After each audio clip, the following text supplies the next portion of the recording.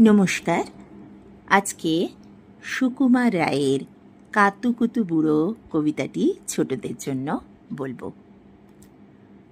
আর যেখানে যাও না রে ভাই সপ্তসাগর পার, কাতুকুতু বুড়োর কাছে যেও না খবরদার।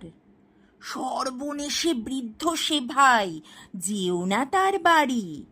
কাতুকুতুর কুলপি খেয়ে ছিঁড়বে পেটের নাড়ি। কোথায় বাড়ি কেউ জানে না, কোন সড়কের মোড়ে। একলা পেলে জোর করে ভাই গল্প শোনায় পড়ে।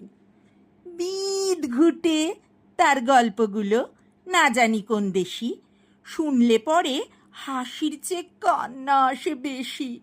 না আছে তার মুন্ডু মাথা, না আছে তার মানে, তবুও তোমায় হাসতে হবে তাকিয়ে বুড়োর পানে। কেবল যদি গল্প বলে তাও থাকা যায় শোয়ে। গায়ের উপর সুরসুরি দেয় লম্বা পালক লয়ে। কেবল বলে কেষ্টা দাসের পিসি, বেচত খালি কুমড়ো কচু, হাঁসের ডিমার তিসি। ডিমগুলো সব লম্বা মতো, কুমড়োগুলো বাঁকা, কচুর গায়ে রং বেরঙের আলপনা সব আঁকা।